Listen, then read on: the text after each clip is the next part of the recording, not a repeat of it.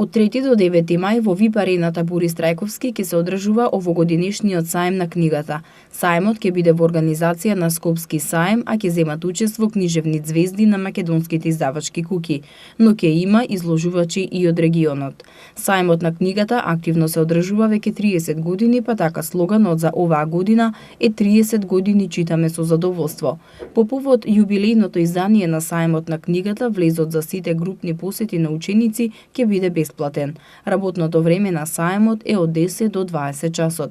Како што информираат организаторите, Саемот има меѓународен карактер и обезбедува широка програма на изложување, вклучувајќи дела од домашни и странски автори, современи и класични литературни дела, стручна, научна и белетристична литература, енциклопедии, дела од областа на културата и уметноста, книги за млади и деца, учебници и училишни прирачници и галантерија, современа опрема и прибор за училишта, факултети, просветни и истражувачки институции. Саемската понуда ќе ја збогатат и средбите со авторите, подпишувањата на книги и детските катчиња. Секоја година посетеноста на Саемот е голема од страна на читателите, бидејќи представува одлична можност омилените книги да ги најдат на едно место и да ја збогатат домашната библиотека. Издавачите се обидуваат максимално да ја доближат книгата до читателот со многобројните саеми и попусти. Затоа преку анкета се обидовме да дознаеме дали и колку читаат граѓаните на главниот град. Едно прашање, дали читате книги? Да.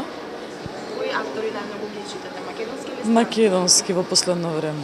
А дали сте го посетиле Саемот на книга до сега? Го посетив, да, по повод на издавање нова книга за деца со моето мало синче.